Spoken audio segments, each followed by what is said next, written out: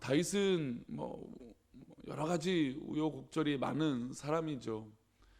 사실 한 평범한 가정의 막내 아들로, 여덟째 막내 아들로 자랐다가 또 하나님께서 그 중심을 보시고 기름을 부으셔서 왕위에 세우셨던 그런 인물입니다.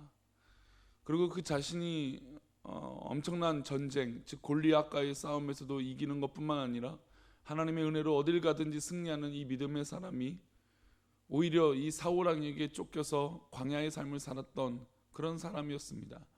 결국 그 광야의 삶을 잘 견디고 이겨서 통일 이스라엘의 또 사울 왕 이후에 왕으로서의 역할들을 감당하게 되죠. 그리고 그 이후에 이 왕으로서의 역할을 감당한 후에 하나님 앞에 실수하고 범죄하여 우리아의 아내 밥세바 또 우리아를 그렇게 죽이게 되는 그런 범죄를 저지르게 됩니다. 그러고 나서 또한 이 과정이 지나고 하나님 앞에 회개하고 나서 또 다시 광야의 삶을 살게 하시는데 자신의 아들인 압살롬에게 반역을 받게 되어 또 광야의 삶을 살게 되죠. 그리고 이제 다시 돌아와서 삶을 기록된 게 이제 19장, 20장 이후의 삶입니다. 이제 압살롬의 어떤 그런 잔재들이나 또 압살롬을 따랐던 이 사람들을 제거하고 좀 정리할 작업들이 필요합니다. 사실 이쯤 되면 다윗 왕이 스스로 이것들을 좀 정리하면 좋겠지만 다윗 왕은 이 무너진 권위 때문에 또 이 하나님 앞에 범죄하여 또 실수했던 자신의 이력 때문에 섣불리 그 사역들을 감당한 것이 아니라 어떻게 보면 남들에게 떠맡기는 그런 사역의 모습들을 보여주고 있는 것 같습니다. 오늘 본문에 보면 다윗이 사람을 세우고 또 사람을 이끌어 나가는데 골치 아픈 사람이 있었습니다. 그 사람은 잘 아시는 이름이었던 요압이었습니다. 요압이 사실은 이 다윗의 절대적인 군대 장관이었고 충신이었고 다윗이 모든 일을 맡길 수 있었던 그런 사람이었습니다. 그러나 어느 순간 이 요압이 다윗의 말을 듣지 않게 되죠. 요압이 엄청난 뛰어난 사람이었음에도 불구하고 자신의 주군인 다윗의 말을 듣지 않았기 때문에 자신의 옳은 행동으로만 하게 됩니다. 그래서 이 다윗이 이 요압을 계속 배제시키려고 했어요. 그래서 어떤 중요한 일들이 있을 때 자꾸 빼버리거나 다른 사람을 세우거나 그런 일들을 합니다. 그런데 그런 차원으로 이 새로운 군대 장관을 세우게 됩니다. 새로운 군대 장관을 세우는데 어떤 사람을 세우게 되냐면 이 압살롬의 군대 장관이었던 아마사를 이 사람을 군대 장관으로 다윗이 세웁니다. 이게 무슨 얘기냐면 압살롬의 이 군대 장관이었고 이게 이제 모니터 때문에 그런 것 같아요. 모니터. 이 압살롬의 군대 장관이었기 때문에 쿠데타를 일으켰던 사람이잖아요. 그렇죠? 쿠데타를 일으킨 사람이니까 이 사람을 어떻게 해요? 등용을 시킨다는 건 사실 쉬운 문제가 아니었습니다. 근데 그만큼 요압이 말을 들지 않았기 때문에 어떻게 할까요? 이 궁여지책으로 어쩔 수 없이 이 압살롬의 군대 장관을 세워서 다윗이 활용하게 됩니다. 그런데 이 일 역시 사실은 쉬운 일이 아니죠. 사람을 세운다는 게 이렇게 어려운 것 같습니다. 근데 어쨌든 아마사를 이제 군대 장관을 세우고 여러 가지 일들 또 압살롬의 잔당들을 좀 정리하는 일들을 하려고 하는데 아마사가 다윗에게 충성이 약해서 그런지 다윗의 말을 듣지 않습니다. 그게 이제 4절과 5절인데요. 우리 2절의 말씀 읽어보겠습니다. 시작. 왕이 아마사에게 이르되 너는 나를 위하여 3일 내로 유다 사람을 큰 소리로 불러 모으고 너도 여기 있으라 하니라. 자, 3일 내로 유다 사람을 모으고 너도 여기 있으라. 이 일들을 감당하라고 얘기하는 것이죠. 그리고 5절에 이 아마사가 이렇게 행동합니다. 우리 5절 말씀 있습니다. 아마사가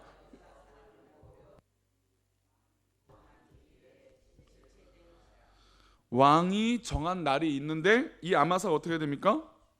지체를 시켜버리는 거예요. 왕의 명령이 있는데 왕의 명령을 듣지 않는 것이죠. 그러니까 이 다윗이 어떻게 할까요? 마음이 불안해지기 시작합니다. 사실 요압을 배제시키려고 했는데 요압이 계속해서 말도 안 듣고 하니까 심지어 이 자신에게 반역을 했던 이 아마사를 등용해서 했을 때는 이제는 뭔가 탕평책도 하고 여러 가지 뭔가 잘 되는 것 같지만 이 아마사가 말을 안 듣습니다. 그래서 다시 또 누구를 세우냐면 요압의 동생인 아비새를 이 군대 장관을 세웁니다. 자, 그래서 이 아비새를 세우고 나서 이 또한 상황을 정리하려고 합니다. 이제 그게 6절입니다. 우리 6절 말씀이 있습니다. 시작. 다윗이 이에 아비새에게 이르되 이제 비그리의 아들 세바가 압살롬보다 우리를 더 헤아리니 너는 내 주의 부하들을 데리고 그의 뒤를 쫓아가라. 그가 견고한 성읍에 들어가 우리들을 피할까 염려하느라 하매. 자, 다윗이 또 누구를 세웁니까? 아비새를 세웁니다. 이 사람은 요압 장군의 동생입니다. 그러면 사실 좀 이것도 쉬운 문제는 아니죠. 동생이 아무리 다윗의 말이라고 하지만 요압이 가만히 있겠습니까? 요압이 또 일을 행하는 것이죠. 아비새를 보냈지만 요압이 또 딴짓을 하게 됩니다. 이제 그게 이제 9절과 10절입니다. 우리 9절과 10절이요. 우리 함께 읽어봅니다. 시작. 요압이 아마사에게 이르되 내 형은 평안하냐 하며 오른손으로 아마사의 수염을 잡고 그의 입을 맞추려고 체하매 아마사가 요압의 손에 있는 칼은 주의하지 아니한지라.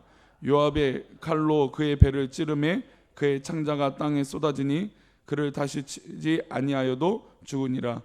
요압과 그의 동생 아비새가 비그리 아들 세바를 뒤쫓음에.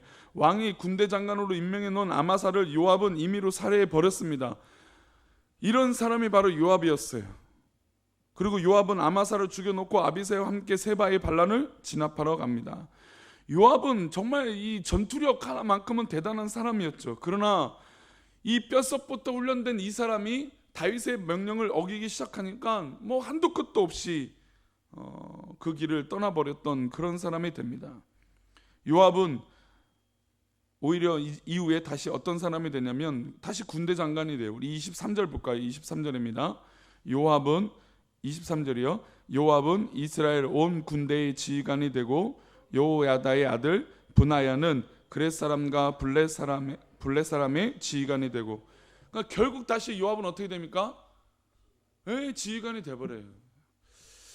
이걸 보면 이제 굴레가 있는 것 같아요. 어떤 거냐면 다윗이 한번 실수를 하니까 요압에게 실수를 했잖아요.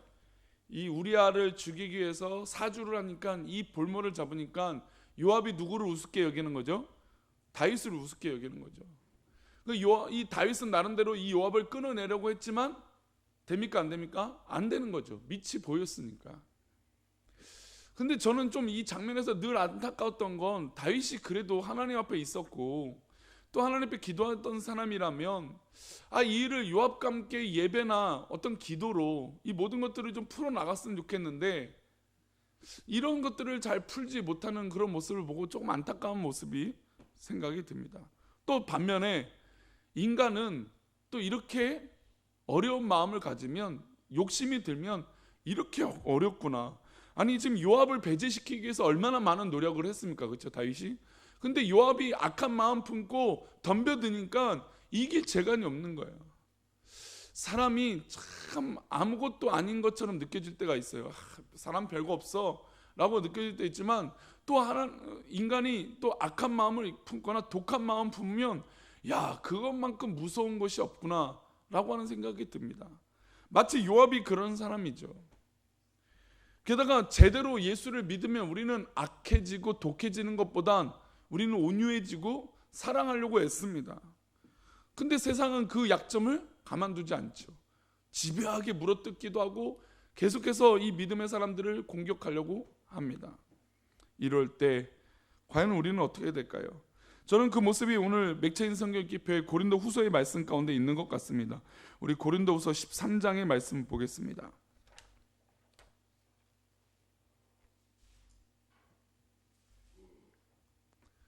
고린도후서 13장의 말씀.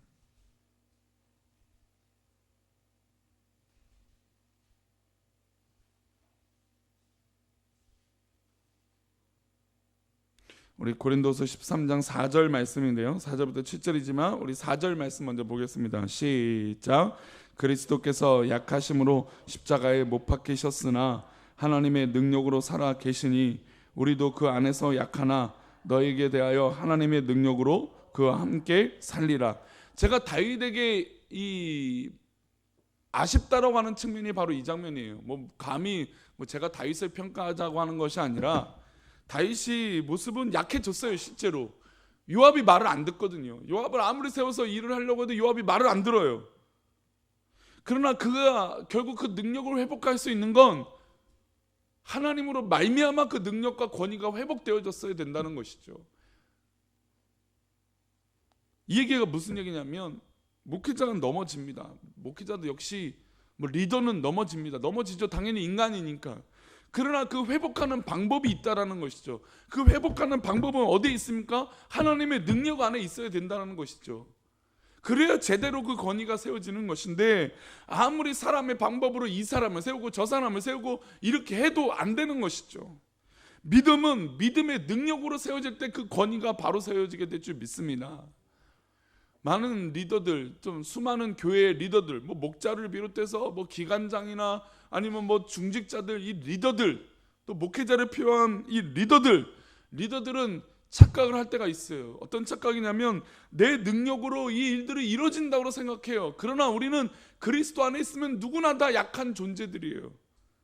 우리는 다 약한 사람입니다. 아니 진짜로 약한 사람이죠. 그러나 우리 주님 안에서 하나님의 능력으로 말미암아 우리는 살아가는 존재인 줄 믿습니다. 그래서 우리가 우리의 것과 내 것을 자랑하는 것이 아니라 하나님의 능력으로 살아간다는 것이 자랑이 되어져야 될 줄 믿습니다. 그리고 우리의 권위와 우리의 방법과 우리의 표현되는 모든 것들은 하나님의 능력으로 나타나야져야 될 줄 믿습니다. 이게 진짜 백이라는 거죠.